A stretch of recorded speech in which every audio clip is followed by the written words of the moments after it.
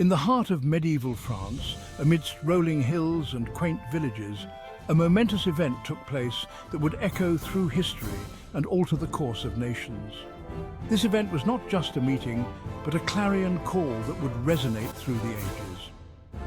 In November 1095 AD, Pope Urban II convened a council of church leaders in the city of Clermont, a gathering that would become legendary. The purpose of this gathering was to address a pressing issue that threatened Christendom, the plight of Christian pilgrims journeying to the Holy Land. These pilgrims faced numerous dangers and obstacles on their sacred journeys. For centuries, Christians had made pilgrimages to Jerusalem and other biblical sites, seeking spiritual solace and connection to their faith. These journeys were acts of devotion, undertaken with great reverence and hope.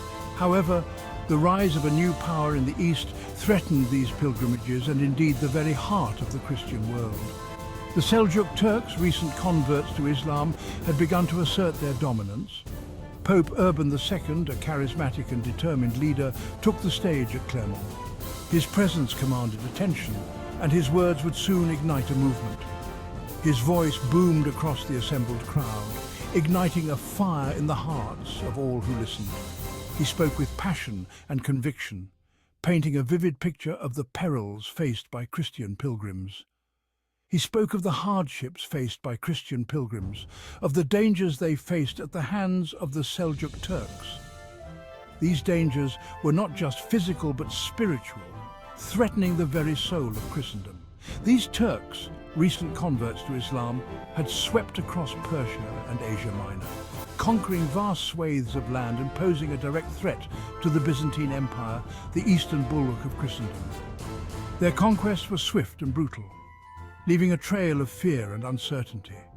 Urban declared that the Holy Land, the birthplace of Christianity, was being defiled by these infidels, and it was the sacred duty of every Christian to liberate it. This was not just a call to arms, but a call to faith, a call to defend the very essence of their beliefs. Urban's words had an electrifying effect on the crowd. The air was thick with emotion, and the response was immediate and fervent. He skillfully played on their religious fervor, their sense of duty, and their fears of the Turkish threat. He knew how to touch their hearts and minds, to awaken a sense of urgency and purpose. He urged them to take up arms, to embark on a holy war, a crusade, to reclaim Jerusalem and the Holy Land from the clutches of the infidels. This was a call to action, a call to sacrifice for a cause greater than themselves. Deus vult, he thundered, God wills it. These words echoed through the crowd, a rallying cry that would inspire countless men to take up the cross. The crowd erupted in a frenzy of religious zeal, echoing Urban's cry. The die was cast. The energy was palpable, and the commitment to the cause was unwavering. The call to arms had been issued, and the response was overwhelming. Men from all walks of life, from nobles to peasants, heeded the call and prepared for the journey ahead.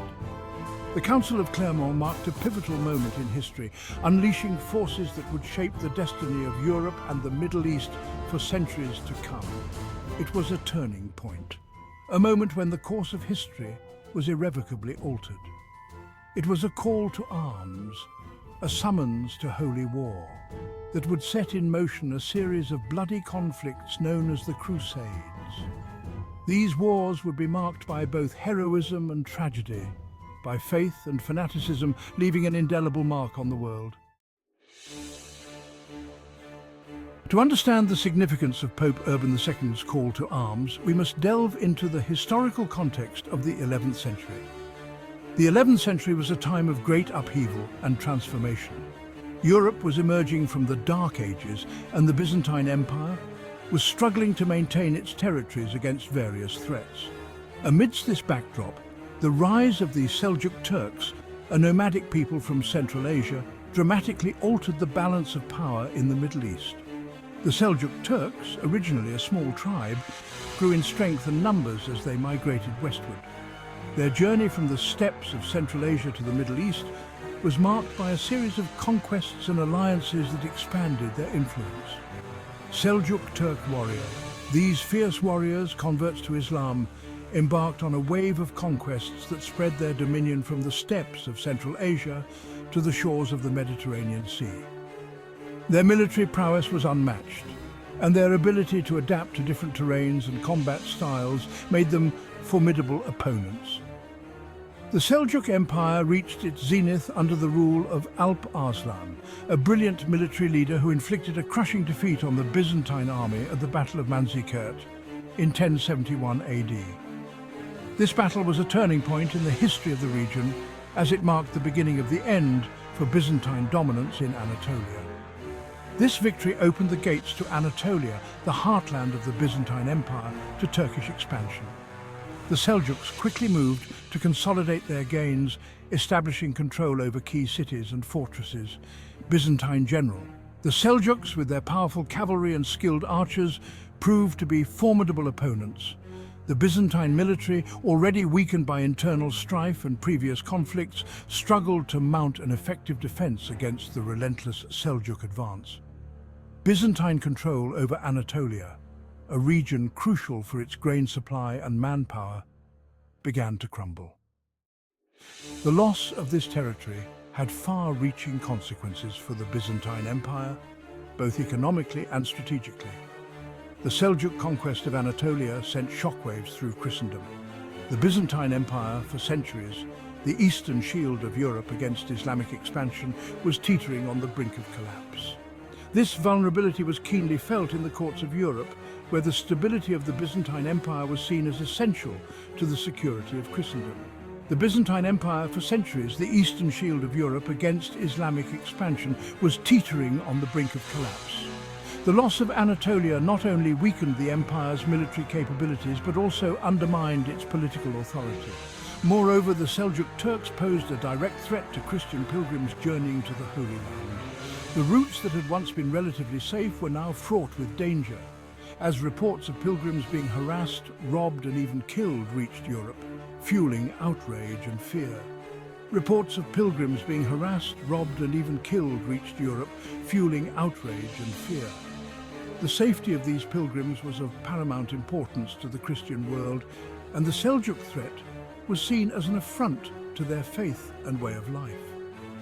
The Seljuk threat was not merely a military one, it was also ideological. The Seljuks were devout Muslims, and their conquests were driven in part by a desire to spread their faith.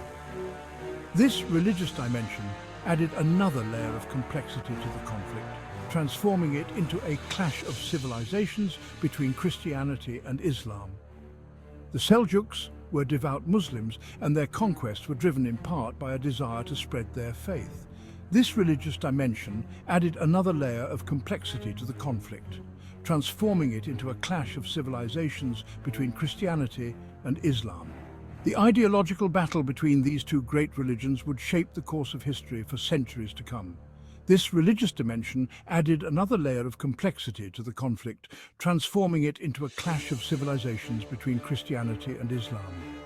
The Crusades, which were launched in response to the Seljuk threat, would become one of the most significant and enduring conflicts of the medieval period, leaving a lasting legacy on both the Christian and Islamic worlds. Pope Urban II's call to arms at Clermont ignited a firestorm of religious zeal across Europe. His impassioned speech, delivered in November 1095, was a clarion call that resonated deeply with the Christian populace. He spoke of the suffering of Eastern Christians under Muslim rule and the desecration of holy sites, urging the faithful to take up arms and reclaim the Holy Land. Men from all walks of life, from humble peasants to powerful nobles, heeded the papal summons, eager to liberate the Holy Land and defend Christendom from the perceived threat of Islam. The promise of spiritual rewards, such as the remission of sins and eternal salvation, was a powerful motivator.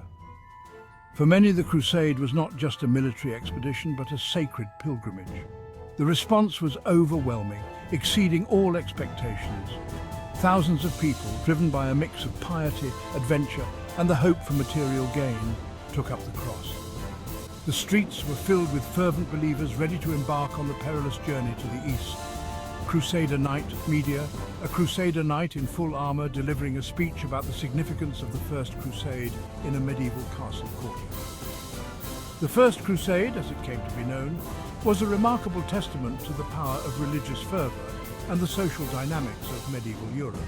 It was a time when faith and warfare were deeply intertwined, and the idea of a holy war captured the imagination of the masses. It was a popular movement, fueled by a potent mix of religious idealism, knightly ambition, and the desire for adventure and wealth.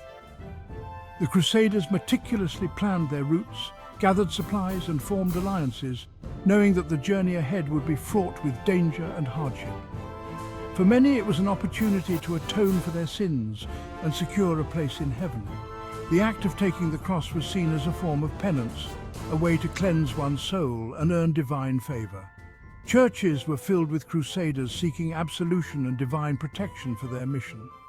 Feudal lords, motivated by a combination of piety and the prospect of land and riches in the east, assembled their armies. They saw the crusade as a chance to expand their influence and gain new territories, while also fulfilling their religious duties. Younger sons seeking glory and fortune joined the ranks of the crusaders, eager to prove their worth. In a society where inheritance was often limited to the eldest son, the crusade offered a unique opportunity for younger nobles to carve out their own destinies. Even peasants, bound by the shackles of serfdom, saw in the crusade a chance for liberation and a better life. The promise of freedom from their feudal obligations and the allure of a new beginning in the Holy Land inspired many to leave their homes and join the cause. The First Crusade was not a unified, centrally organized force. Instead, it was a collection of various contingents, each with its own leaders, banners and objectives. This lack of central command often led to logistical challenges and internal conflicts. Instead, it consisted of several different armies, each led by a prominent nobleman, marching towards the Holy Land along different routes. These leaders, driven by their own ambitions and rivalries, had to navigate not only the physical challenges of the journey, but also the complex political landscape of the time. Among the most notable leaders were Godfrey of Bouillon, Raymond IV of Toulouse, and Bohemond of Taranto. These men, each a formidable warrior in his own right, brought their own followers and resources to the crusade, contributing to its overall strength and diversity. Each leader had his own ambitions and rivalries, adding to the complexity of the crusade. Their differing goals and strategies sometimes led to disagreements and power struggles, but their shared commitment to the cause ultimately kept the crusade moving forward. The First Crusade was a complex and multifaceted endeavor, shaped by the interplay of faith, ambition, and the harsh realities of medieval warfare.